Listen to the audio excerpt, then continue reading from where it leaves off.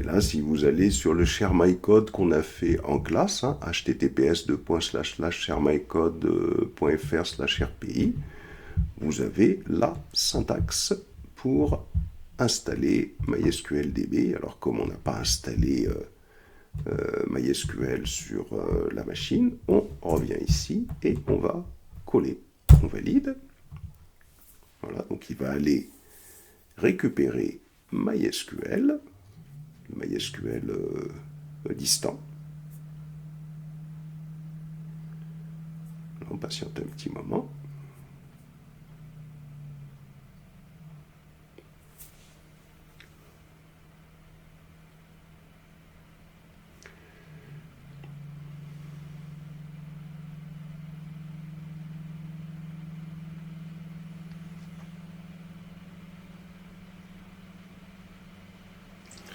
On fait un clear.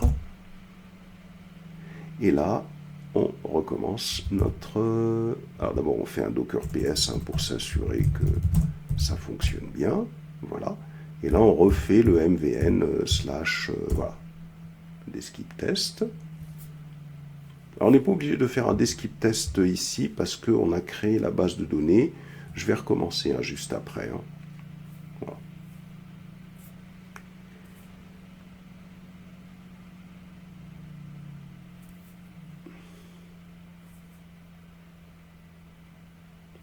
Alors, je recommence. Hein.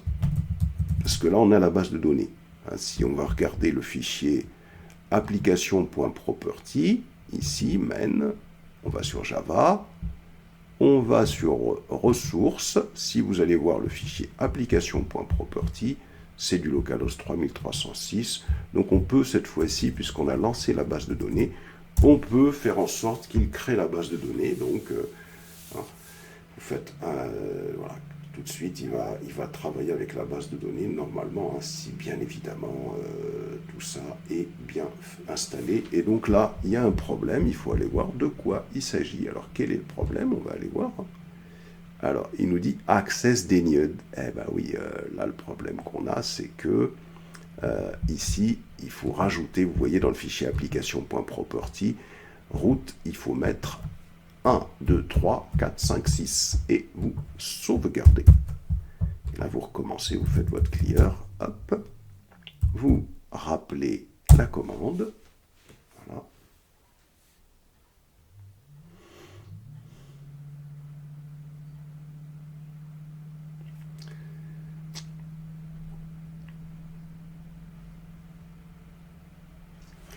C'est parfait, on va tenter d'exécuter java -jar target /par. Hop, on valide.